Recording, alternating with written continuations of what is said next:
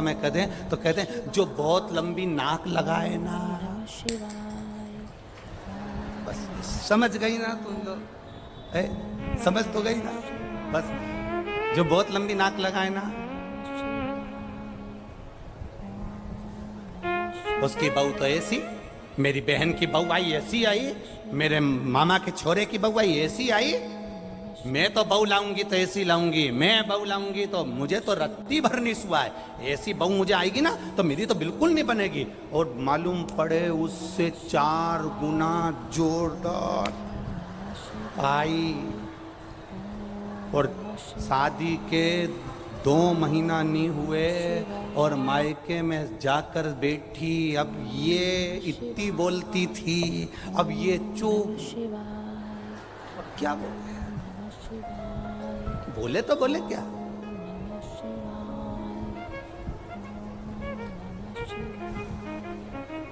अब बोले तो बोले क्या, क्या क्या बोलेगी। तो कोई दूसरा तुम्हारा विश्वास नहीं तोड़ता, कोई दूसरा तुम्हारा अहंकार नहीं तोड़ता, कोई दूसरा तुम्हारा अभिमान नहीं तोड़ता। तोड़ने वाले अपने होते हैं। जो कहती है मेरा बेटा मेरा बेटा मेरा बेटा मेरा बेटा मेरा बेटा, एक दिन वही बेटा सामने खड़े होकर कह देता है तुमने मेरे लिए करा क्या। अहंकार टूट गया, अभिमान टूट गया, अपने भीतर का हम टूट गया। जिसका तुम्हें अभिमान है, जिसका तुम्हें अहंकार है, जिसका तुम अभिमत्ता करते हो, सबसे पहले अहंकार तोड़ने वाला कोई दूसरा नहीं होगा, अभिमान तोड़ने वाला कोई दूसरा नहीं होगा, अपना होगा। ब्रह्मा जी को अहंकार थोड़ा सा आ गया, इसलिए ठाका लगाया। तब काल भैरव के कानों में शब्द पहुंच गया। लक्ष्मी जी ने भोजन कराते कराते कह दिया, भैरव तुमने अपना काम कर दिया, ब्रह्मा जी का सिर काट दिया। अब क्या ब्रह्मा के भीतर जो छोटा सा अभिमान भरा पड़ा है, जनमानस का कल्याण करने जा रहे हैं, पर भीतर से यह अहंकार आ गया कि मुझे संपूर्ण ब्रह्मांड में, संपूर्ण देवताओं में यह दिखाना है कि मैं कर सकता हूं।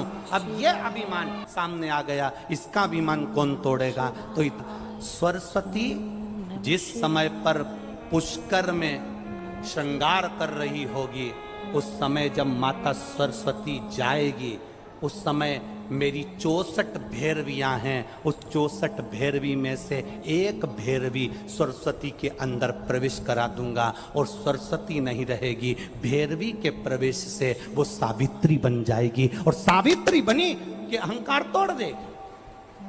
एक क्षण मात्र की मैंने सावित्री को उस समय पर भेजा, मैंने भैरवी को उस समय पर सरस्वती के अंदर प्रवेश करा कर भेजा, और उसका रूप, उसका रंग, उसका स्वभाव, उसका स्वरूप चेंज हो गया।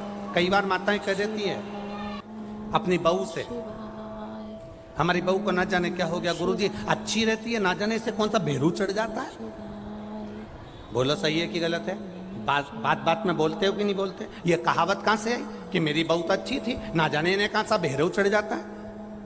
मेरी बहू तो बहुत अच्छी, एक हफ्ता तो अच्छी रहे, गरम गरम रोटी भी खिलाए, आदर भी करे, सम्मान भी करे, सत्कार भी करे, सब कुछ करे, पर पूरा 1-2 महीना तो अच्छी रहती है, पर 2 महीना में एक बार इसके मुंडा में ना जाने कहीं हो जाए, पूरा 2 महीना का कराया सब पानी फेर गया। इसको कौन सा भेरू चढ़ जाता है, इसको कौन सी भैरवी चढ़ जाती है, इसको क्या हो जाता है एकदम, इसको होता क्या है अच्छी, आदर करती है, बीमार पड़ जाओ तो हॉस्पिटल भी ले जाती है, सम्मान भी करती है, गाड़ी भी चला ले, सब काम बढ़िया कर ले, रोटी भी अच्छी बनाए, सब्जी भी अच्छी बनाए, सब काम जोरदार करे, पर इसके होता क्या है ये समझ में नहीं आता। तो इन्होंने पत्रिका ले जाके दिखाई, पंडित जी बताओ, पंडित जी बोले इनका गुण तो अच्छा मिला, इनका गुण तो अच्छा मिला, कोई दोष भी नहीं है, बढ़िया है, पूरा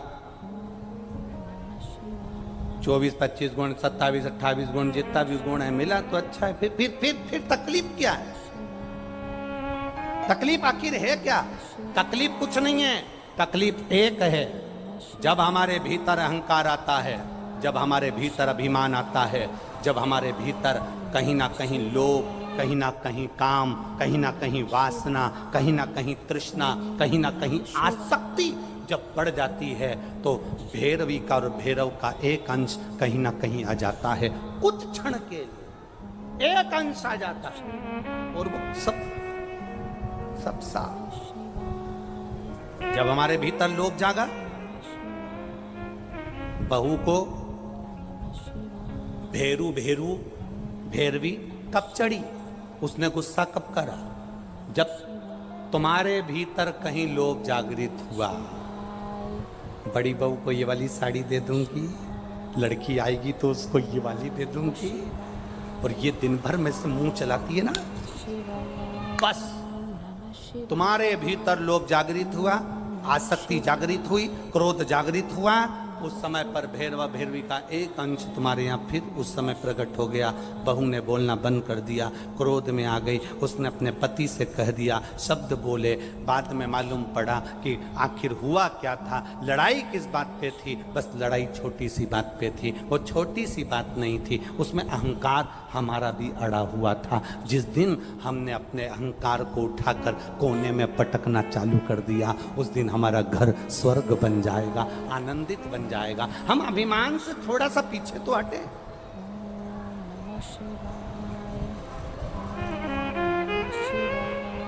सब चाहते हैं मेरी बहू आए तो अच्छी आए। ये तीन मित्र पिकनिक करने के लिए गए, और तीन मित्र जब पिकनिक करने के लिए गए तो पिकनिक करने के लिए उन्हें समोसा लिया, कचौड़ी ली, मालपुआ लिया, रबड़ी ली, सब लिया, बालूशाही ली, सब मैसूर पाक वगैरह सब लिया, और लेकर झोला तीनों मित्र पिकनिक करने गए। पिकनिक करने के लिए बगीचे में बैठते से ही उन्होंने बैग खोला। बैग खोलते से उन्होंने देखा कि इसमें खाने का तो सामान है, पर पानी की बोतल नहीं है और कोल्ड ड्रिंक की बोतल नहीं है, दोनों बोतल घर रह गई। अब इन्होंने विचार करा कि अपनी पानी की बोतल और कोल्ड ड्रिंक की बोतल कौन लेकर आए, तो इन्होंने नाम लिखा, पर्ची बनाई, तीनों का नाम लिखकर पर्ची बनाकर कुड़कुड़ा के इसे फेंका। जिसका नाम आएगा वो घर जाएगा, पानी की बोतल लाएगा, कोल्ड ड्रिंक लाएगा, जब तक वो नहीं आएगा तब तक कोई कुछ नहीं खाएगा। इनने पर्ची फेंकी, एक व्यक्ति का नाम आया, उससे कहा तू घर जा और कोल्ड ड्रिंक की बोतल और पानी लेकर आ। वो गया, कहने लगा जब तक तू नहीं आएगा तब तक नाम पानी पिएंगे, नाम कुछ खाएंगे, जल्दी आना, और उसका नाम लेकर उसको भेज दिया। वो चले गया। आधा घंटा हो गया, 1 घंटा हो गया, 1.5 घंटा हो गया, 2 घंटा हो गया, 2.5 घंटा हो गया, 3 घंटा हो गया, पर वो नहीं आया। अब इन दोनों ने आपस में विचार करा, उसकी मम्मी ने कोई काम बता दिया होगा, उसके पिताजी ने कोई काम बता दिया होगा, वो वहां लग गया होगा। एक काम करते हैं, चलो निकालो खाते हैं। इन्होंने पूरा बैग खोला, समोसा निकालकर, दोनों खाने वाले थे, इतनी देर में वो पेड़ के पीछे से सामने आ गया और आते से ही बोला, मुझे मालूम था तुम खा जाओगे, इसलिए मैं गया ही नहीं, इसीलिए मैं नहीं। वो इंतजार कर रहा था ये बैग खोल के खाए और मैं सामने आऊं। हम भी इंतजार कर रहे हैं, हम भी ये सोचते हैं जाएंगे, होगा, करेंगे, इंतजार करते रहते हैं, पर परमात्मा की भक्ति में हम रम नहीं पाते, भगवान के भजन में हम रम नहीं पाते। अचानक समोसा निकला और वो पेड़ के पीछे से सामने आ गया। हमारी भी ऐसी आदत है, जब तक हमारे जीवन में तकलीफ नहीं आती, दुख नहीं आता, कष्ट नहीं आता, तब तक हम भी महादेव के मंदिर नहीं जाते। जब दुख तकलीफ कष्ट आता है तब मंदिर जाना चालू करते हैं। शिव पुराण कहती है, 1 लोटा जल लेकर आप अभी से शिव की आराधना में लग जाओ, दुख तकलीफ तुम्हारे घर से कोसों दूर हो जाएगी, फिर वो तकलीफ नहीं आने, वो तकलीफ नहीं आए।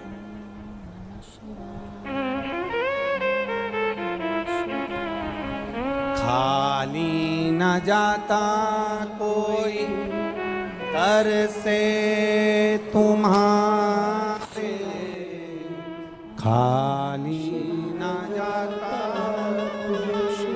तर से तुम्हारे, मैं भी खड़ा हूँ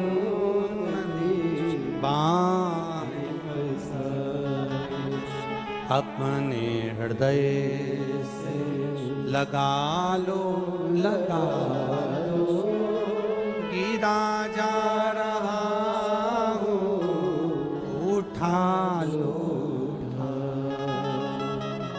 शिव की आराधना, काल भैरव ने जो सरस्वती माँ चली, जाकर उन्होंने देखा गायत्री बैठी हैं और उन्होंने अपना वही भैरवी का एक अंश आ गया, सावित्री के रूप में प्रकट हो गई और सावित्री बनकर उन्होंने उसी समय पर श्राप दे दिया, ब्रह्मा जी तुम्हारा मंदिर कहीं नहीं होगा। एक अंश। नमः शिवाय, ओम नमः शिवाय, ओम नमः शिवाय, ओम नमः शिवाय। ब्रह्मा जी ने विचार करा, कारण क्या हुआ? मेरा सिर कट चुका है। ब्रह्मा जी ने विचार करा मेरा मस्तक कट चुका है, आखिर कारण क्या है जो मुझे श्राप लगा? वो मेरी पत्नी का। ये सरस्वती सावित्री बनकर मुझे श्राप दे दी, कारण क्या? ब्रह्मा जी 1000 वर्ष तक तप साधना में डूबे, तब उनको ज्ञात पड़ा कि काल भैरव ने भैरवी का भाव मेरे प्रकट किया, मेरे अहंकार को तोड़ने के। ब्रह्मा जी ने भैरव की परिक्रमा कर कर तब स्तुति की। ब्रह्मा जी भैरव की परिक्रमा। एक प्रसंग आपने सुना होगा, एक प्रसंग अपनी जिंदगी में उतारा होगा। भगवान कृष्ण कारागार में माता देवकी और वसुदेव को छुड़ाने के लिए गए, तब भगवान कृष्ण की जो उम्र थी वो 14 वर्ष की थी। कितने वर्ष के हैं? जम के बोलो जरा। 14 वर्ष।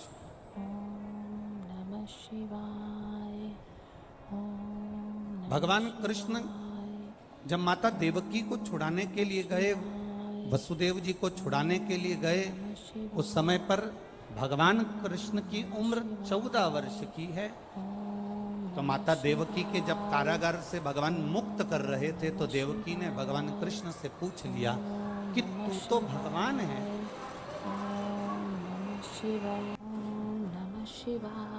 तू नारायण है, तू कृष्ण है, तू राम है, तू परमात्मा है, तू विष्णु है, तू दत्त है, और तू नारायण होकर, परमात्मा होकर मुझे छुड़ाने में तू 14 साल लगा दिए, और 14 साल के बाद तू मुझे छुड़ाने के लिए आ रहा है। कृष्ण, क्या 14 वर्ष के पहले तू मुझे छुड़ाने नहीं आ सकता था?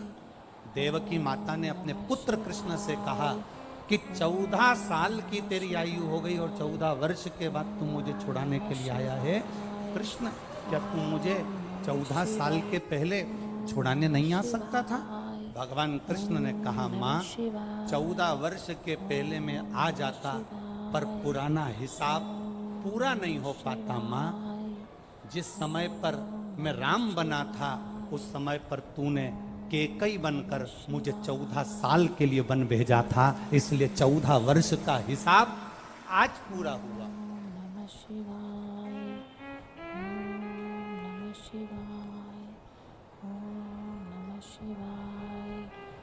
14 वर्ष का हिसाब आज पूरा हुआ है।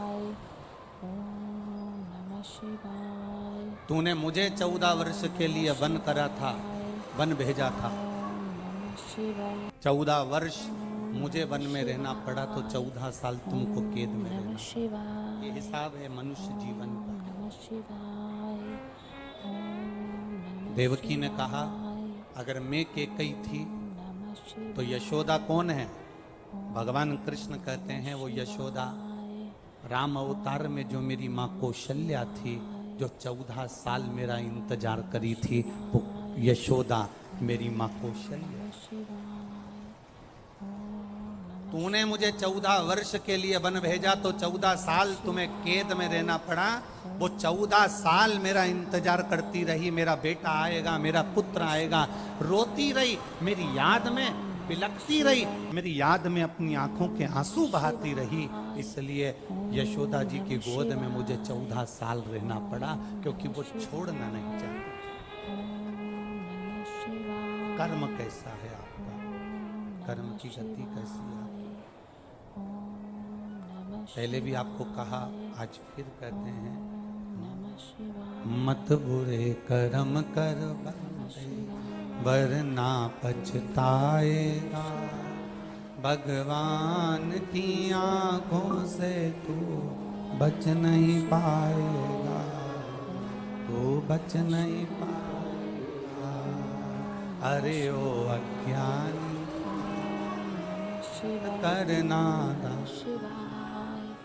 अरे ओ अज्ञानी मत करना दान।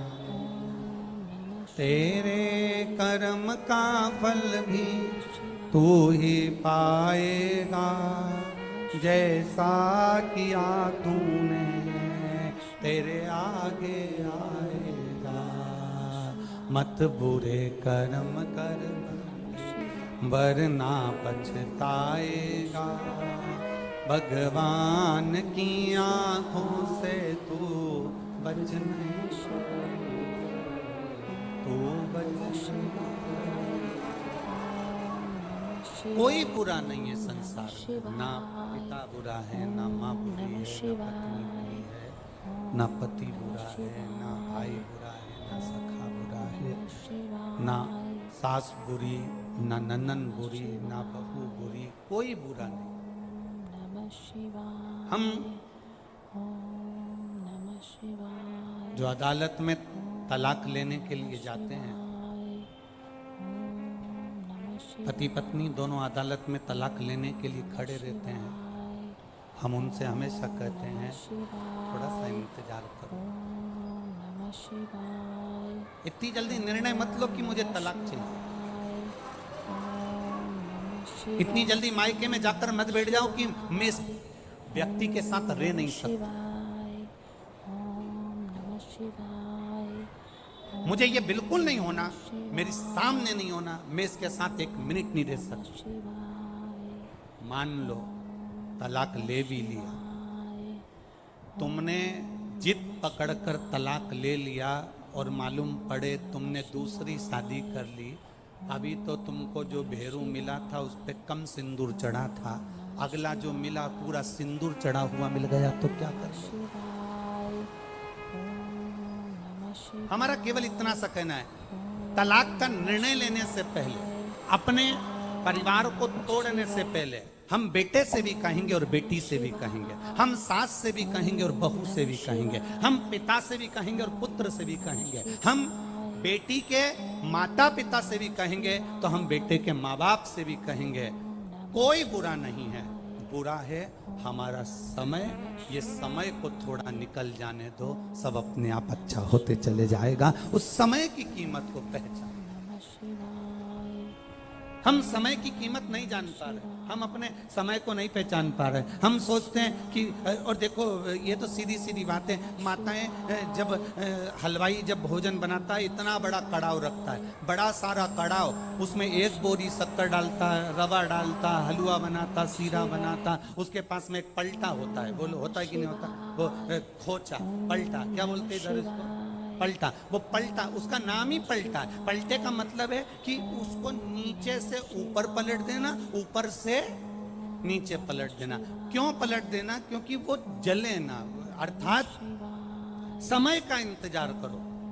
किसी देवता के पास में पलटा नहीं है, पर मेरे शंकर भगवान के पास में त्रिशूल जो दिखता है वो पलटे जैसा ही है। उसका काम केवल पलटने का है, कब नीचे से ऊपर कर दे और कब ऊपर से नीचे कर दे किसी को नहीं मालूम। किसी देवता के पास में पलटा नहीं मिलेगा। तुम देख लो भगवान विष्णु के पास में चक्र है, चक्र से क्या वो हलवा पलट सकता है, सीरा पलट सकता है। भगवान के पास में गदा है, गदा से क्या सीरा पलट सकता है? बोलते जाओ, पलट जाएगा क्या? तलवार है, तलवार से सीरा पलट जाएगा? नहीं। पर त्रिशूल एक ऐसा है जो पलटने का भी काम कर देता है। वो मेरे देव आदिदेव महादेव के पास में है, उसने अपने पास संजो कर रखा है, वो पलट देता है। भाग्य को पलटने में देरी नहीं, थोड़ा समय जरूर लग सकता है। आप इतनी जल्दी निर्णय मत लेना कि मैं इसके साथ नहीं रह सकती, ये मेरे साथ नहीं रह सकता, हमें एक दूसरे के साथ नहीं रहना।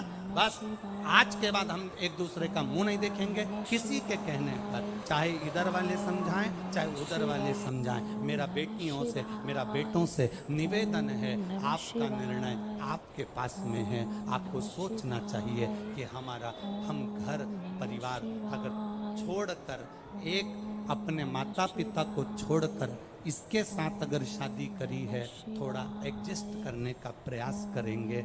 जब नहीं होगा तब सोचा जाएगा।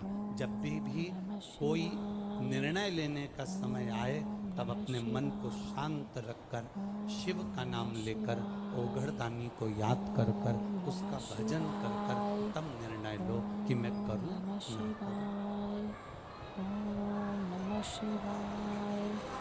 और एक बात बहुत अच्छे से याद रखना, जब आप कोई निर्णय तक नहीं पहुंच पाओ, आपको भड़काने वाले ज्यादा मिलेंगे।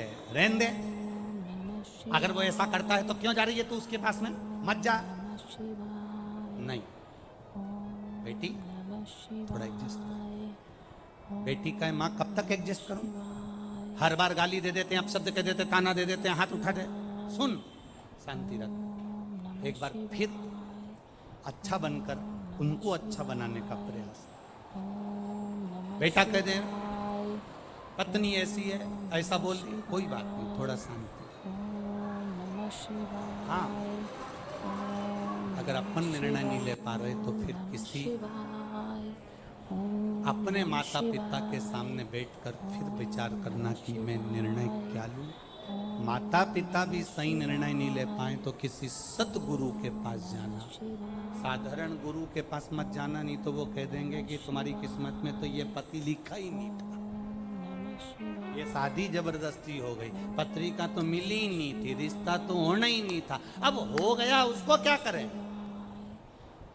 ये तो मालूम है कि ये रिश्ता नहीं होना था, गुण नहीं मिला, ये नहीं मिला, वो नहीं मिला, अब हो गया, उसका करे तो करे क्या? ये सब बात पुरानी हो गई। किसी सतगुरु के पास जाना, वो गुरु जिसने कभी किसी के संबंध को विच्छेदित नहीं हुआ, उस गुरु के पास जाना और गुरु के पास जाकर फिर बैठकर कहना। होता है कभी कभी अपना मोबाइल का फंक्शन अपने ही हाथ से गड़बड़ हो जाता है, अपने से नहीं सुधरता। सुधरता है क्या कभी कभी? तुम्हारी उम्र 75 वर्ष की हो गई, तुमने भले कितना भी कमाया हो, कितने भी लोग तुम्हारा कहना मानते हो, पर कभी कभी तुम्हारा मोबाइल 75 साल के तुम हो गए, फिर भी तुम्हारा मोबाइल तुम सुधार नहीं पाते। तो क्या कहते हो? 15 साल का पोता, उसको आवाज लगाओगे, ए भानु इधर आ। हाँ दादाजी। अरे हमारा मोबाइल में ना जाने क्या हो गया, देख तो जरा। और भानु ने 15 साल का छोरा ने हाथ में मोबाइल लिया, कर पुरा के दादाजी के दिया, दादाजी चालू हो गया। दादाजी ने कहा मैं 75 साल का, मुझे मोबाइल सही करना नहीं आए और ये 15 साल का सही कर जाए। कभी कभी अपना मोबाइल अपने से ठीक नहीं होता। तुम ये मत सोचना कि तुम बहुत उम्र वाले हो गए, हमने कोई धूप में बाल सफेद नहीं करे, हमने कोई ऐसा नहीं करा। इतनी अकड़ में मत रहना कि कभी कभी 75 साल वाले का भी मोबाइल 15 साल का छोरा सही कर जाता है। वो स्मरण रखना।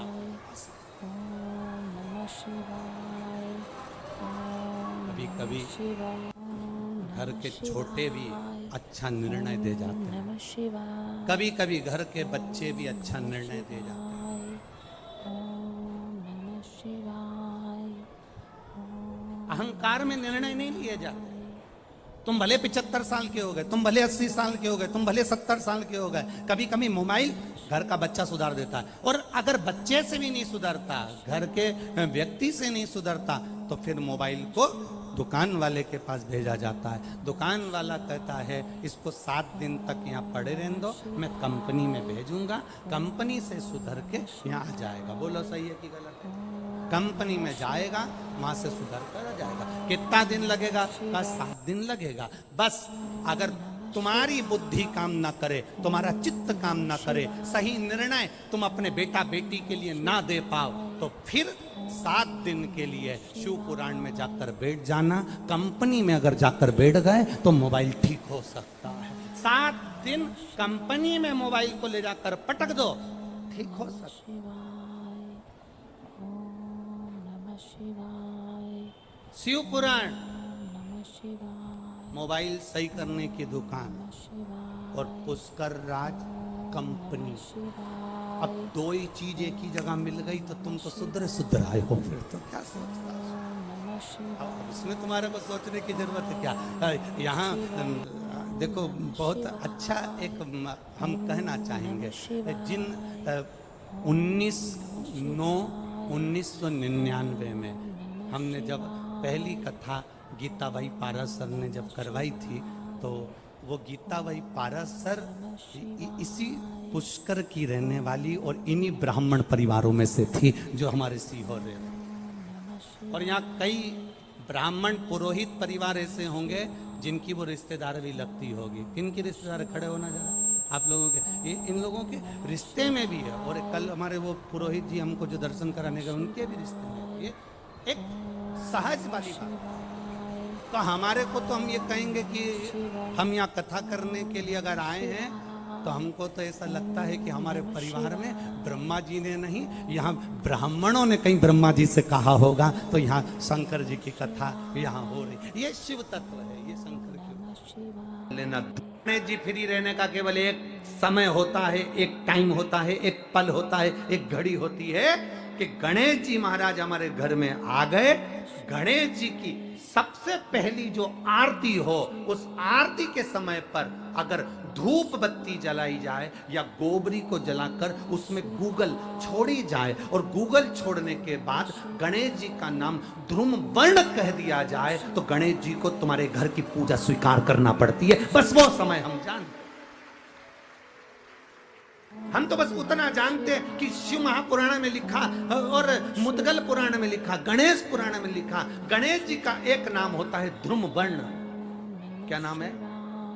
ध्रुम वर्ण गणेश जी का एक नाम होता है। जब हम धूप जलाकर और धूप लगाने के बाद में गणेश जी की सबसे पहली आरती करने के पहले अगर हम सबसे पहली आरती गणेश जी की कर रहे हो, अपने घर में स्थापना कर रहे हो, बिठा रहे हो, और तुम चाहते हो कि गणेश जी मेरे घर में आके मेरी पूजा को स्वीकार करें और जो मांगू मेरा गणेश मुझे दे 10 दिन के अंदर, तो पहला नाम लेकर पुकार लेना ध्रुम वर्ण विनायक, बैठो, बस काम हो गया। वो फ्री होकर आता, वो बैठता अलमस्तता। अब वो हमसे पूछे समय क्या है, हमने कहा देखो हमारे को तो बस इतना जरूर जानते हैं कि ध्रुम वर्ण नाम के मेरे विनायक, जो जिनके शरीर से भक्तों के ताप मिटाने के लिए अग्नि तेज निकलता रहता है, जिनके शरीर से धुएं की भांति अग्नि प्रकट होती रहती है। शिवाय ओम नमः शिवाय ओम नमः शिवाय जो दुनिया के ताप मिटाने के लिए प्रगटा, नमः शिवाय, उनके शरीर से अग्नि धुआं तेज पुंज प्रकट हुआ। वो ध्रुम वर्ण विनायक साधारण, उसका केवल नाम उच्चारण कर कर भी अगर विराजित किया जाए, वो आया स्वीकार करेगा। 10 आप अभी तक बिठा लेते थे सिद्धि विनायक आओ, मयूरेश्वर आओ, भगवान को बल्लेश्वर पधारो, आपने बुलाया, आया वो, बैठा वो, ऐसा नहीं कि नहीं बैठा, पर हमें समय का भान नहीं हो पाया। हम किस समय पर भगवान को रिझाएं? परमात्मा को रिझाने का कोई समय होता है? भगवान को तो जब तुम्हारी मर्जी पड़ जाए, जब तुम्हारा दिल कर जाए, तब मेरे भगवान को रिझाने का प्रयास करो, वो तुम्हारे करीब में आकर बैठ जाएगा। जब तुम्हारा मन पड़े, जब तुम्हारी मर्जी पड़े।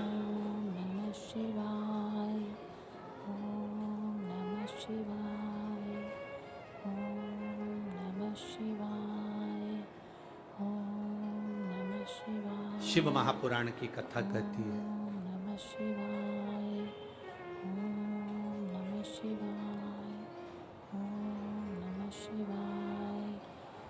शिव तत्व कह रहा है। एक बार ब्रह्मा जी ने भगवान विष्णु से पूछ लिया था, ब्रह्मा जी ने भगवान नारायण से पूछा, भगवान विष्णु से पूछा कि इस ब्रह्मांड में नमः शिवाय। जितना आदर किसी का नहीं होता उतना आदर महादेव का होता है। ओम नमः शिवाय। और महादेव तो स्वयं मौन रहकर रहते हैं, समाधि में तप साधना में डूबे रहते हैं, इसके बाद भी लोग उनका इतना आदर क्यों करते, इतना सम्मान क्यों करते? ब्रह्मा जी कहते हैं हम इतना देते हैं, भगवान नारायण इतना देते हैं, इंद्र इतना देते, वो इतना देते, वो इतना देते, शंकर भगवान कुछ नहीं देते। शिव जी तो केवल समय समय पर प्रदान करते हैं, इसके बाद भी उनका इतना आदर क्यों है? नमः शिवाय। जो शंकर जी की शिव पुराण कहती है वही हम आपसे भी कहना चाहेंगे, और वही इस पूरे देश राष्ट्र के हर एक नेता से कहना चाहेंगे। फ्री में अनाज दो मत दो, फ्री में कपड़ा दो मत दो, फ्री में आप सामान दो मत दो, पर राष्ट्र में दो चीजें फ्री होना चाहिए जो मेरे महादेव ने दी है, एक दवाई, दूसरी पढ़ाई, ये फ्री होना चाहिए।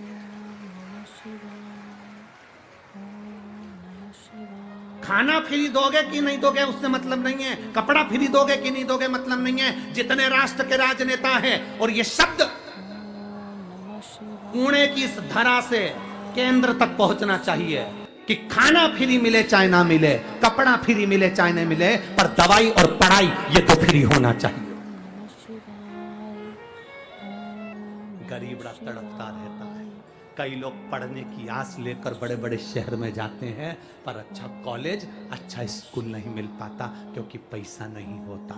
तो राष्ट्र के राजनेताओं को चाहिए अन्न दो चाहे मत दो, तुम कपड़ा दो चाहे मत दो फ्री में, पर दो चीजें फ्री दीजिए, एक दवाई फ्री दीजिए और एक पढ़ाई फ्री दीजिए, जो मेरे शंकर जी ने सबको दी है। शिव जी ने दो चीजें फ्री दी, एक गणेश जी से कहा तो बुद्धि दे फ्री, और एक शंकर भगवान ने औषधि दी, इसलिए इसको महामृत्युंजय कहते हैं, वो फ्री दी। निःशुल्क होना चाहिए दवाई। और मेरा निवेदन है, इस क्लिप को काटकर पुणे की धरा से केंद्र की धरा तक जाना चाहिए, जिससे दवाई और पढ़ाई फ्री हो सके। गरीब से गरीब आदमी के लिए, छोटे से छोटे आदमी के लिए दवाई भी फ्री और पढ़ाई भी फ्री। लोग तड़पते रहते हैं, पैसे वाला व्यक्ति इलाज करवा लेता है, ठीक हो जाता है, गरीब बड़ा प्राण त्याग देता है। पैसे वाले व्यक्ति के बच्चे अच्छे कॉलेज में पहुंच जाते हैं, गरीब बड़े के लिए कॉलेज नहीं मिल पाता, स्कूल नहीं मिल पाता, पैसा नहीं। उसको बहुत पढ़ना है, बहुत अच्छा लड़का है, बहुत अच्छी बेटी है, बहुत अच्छे नंबर ला सकती है, पर कोई एजुकेशन को आगे बढ़ाने वाला नहीं। नमः शिवाय। शंकर जी जैसी बुद्धि रखना। शिव जी ने मोदक रोक दिया, पार्वती को इशारा करा मत दे खाने को, इसको लड्डू मत देना। गणेश जी को याद आया जाना है, पहुंच गए। आज सूंड रखकर भी गए हैं और पूरा स्वरूप रखकर गए, और मेरे गणेश जी महाराज सिद्धि विनायक बनकर लड़की के सामने पहुंचे। सिद्धि विनायक, सिद्धि विनायक का मतलब क्या होता है? उस असली मतलब को समझना है। सिद्धि विनायक का मतलब क्या है? सिद्धि विनायक क्या होता है? केवल नाम से सिद्धि विनायक हो गए, या उनके पास में सिद्धि थी, बुद्धि थी, रिद्धि थी, ये सब सिद्धि विनायक के लक्षण है? या गणेश जी के हाथ में लड्डू रखा तो सिद्धि विनायक है, कमल पुष्प पकड़े हैं तो सिद्धि विनायक है, मस्तक पर मुकुट रखा है तो सिद्धि विनायक है, या मुंबई में बैठे तो सिद्धि विनायक है, या पुणे की धरा पर बैठे तो सिद्धि विनायक है, आगरा में बैठे तो सिद्धि विनायक है? वो सिद्धि विनायक का मतलब नहीं। सिद्धि विनायक का मतलब क्या होता है, उस मतलब को समझिए।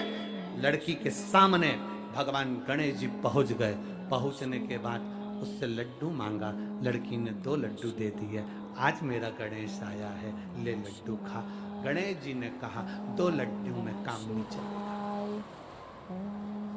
4 देना पड़ेगा, 4 देना पड़ेगा। लड़की ने कहा नहीं, मेरी माँ ने कहा था 2 गणेश को देना, 2 तू खाना, आधा पानी तू पीना, आधा पानी मैं पीऊंगा। गणेश जी तुरंत उसको बातों में घुमाने लगे, और घुमाने लगे तो 2 लड्डू गणेश जी को मिल तो गए, पर 2 लड़की बड़ी चतुर थी, उसने नहीं दिए, नहीं रखे। अब गणेश जी महाराज ने उसके जो 2 लड्डू खाए, उस लड्डू से गणेश जी ने जब आधा पानी पिया, ऐसा पेट भरा गया। गणेश जी ने उसी समय उस लड़की से कहा, तू मांग, तुझे क्या चाहिए, तू मांग ले, तुझे क्या चाहिए। लड़की विचार कर रही है, घर मांगू, वर मांगू, पैसा मांगू, गाड़ी मांगू, बंगला मांगू, दौलत मांगू कि गणेश जी को ही मांगू। लड़की विचार कर रही है। ओम नमः शिवाय। विचार करते करते करते करते ब्रह्म मुहूर्त हो गया, सुबह हो गई। गणेश जी ने उस लड़की से कहा, तू मांगेगी नहीं? तो गणेश जी ने जब कहा तू मांगेगी नहीं, तो लड़की कहती है मैं विचार तो करूं ना, पहले मांगूंगी क्या, पहले विचार तो करूं।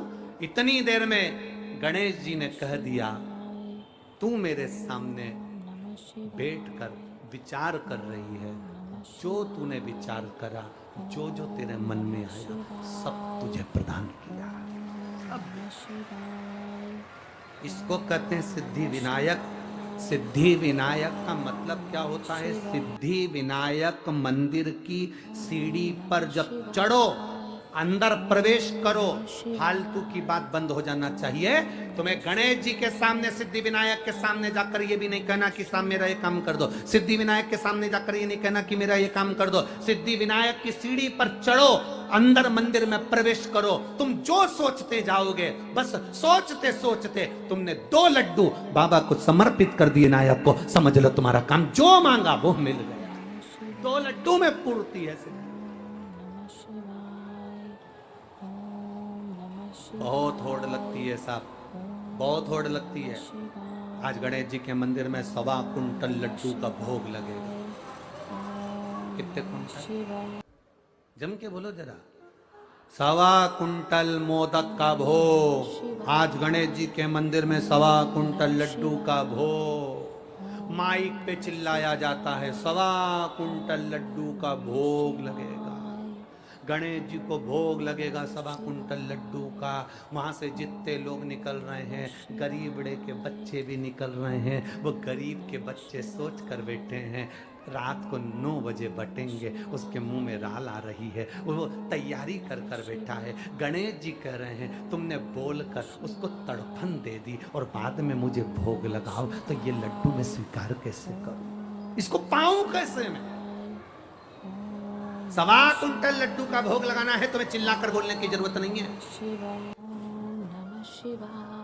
1.25 कुंटल लड्डू का भोग लगाना है, तुम्हें बोलने की जरूरत नहीं। तुम आओ, 1.25 कुंटल लड्डू का भोग लगाओ और बांटो सबको, मना नहीं। पर चिल्ला चिल्ला के सुबह से कान भर दिया, सुबह से चिल्ला रहे हैं, आज 1.25 कुंटल खिचड़ी का भोग लगेगा, आज 1.25 कुंटल लड्डू का भोग लगेगा, आज भगवान को भोग लगेगा, आज भगवान को भोग लगेगा। जितने लोग जा रहे हैं सब गरीबड़ा अमीरड़ा, अमीर को कोई फर्क नहीं, पर गरीबड़ा मध्यम वर्गीय व्यक्ति को, उसके घर के बच्चों को लगता है शाम को जल्दी से आरती हो जाएगी ना, मेरे को लड्डू मिलेंगे, मेरे को लड्डू मिलेंगे, मेरे को लड्डू मिलेंगे। घर में जो माँ होती है ना, दिवाली पर गुजिया पपड़िया बनाती है, मठरी बनाती है, चकली बनाती है, अनरसे बनाती है। घर की माँ जब बनाती है तो छोटे छोटे बच्चे होते हैं ना, वो कहते हैं माँ दे देना। माँ कहती है नहीं, अभी दिवाली की पूजन होगी तब दूंगी, अभी नहीं, अभी पूजन हो जाएगी तब दूंगी। माँ देना, अभी पूजन हो जाएगी तब दूंगी। घर का बच्चा बिलखता रहता है, रोता है, तब माँ 2 गुजिये मठरी थोड़ा अलग रख देती है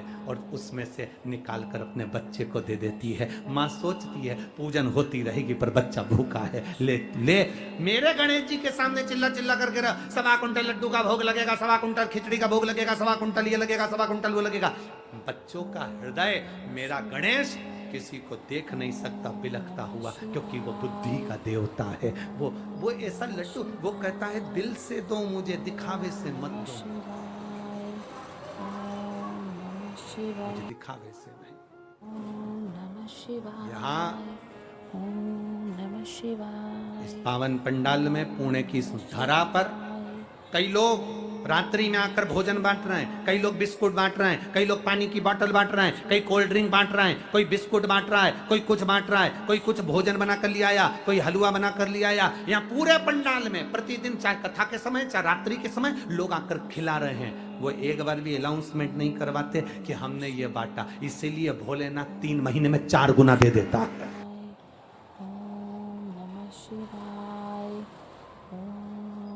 शिवाय ओम नमः शिवाय ओम नमः शिवाय ओम नमः शिवाय ओम नमः शिवाय ओम नमः शिवाय ओम नमः शिवाय ओम नमः शिवाय ओम नमः शिवाय ओम नमः शिवाय ओम नमः शिवाय ओम नमः शिवाय।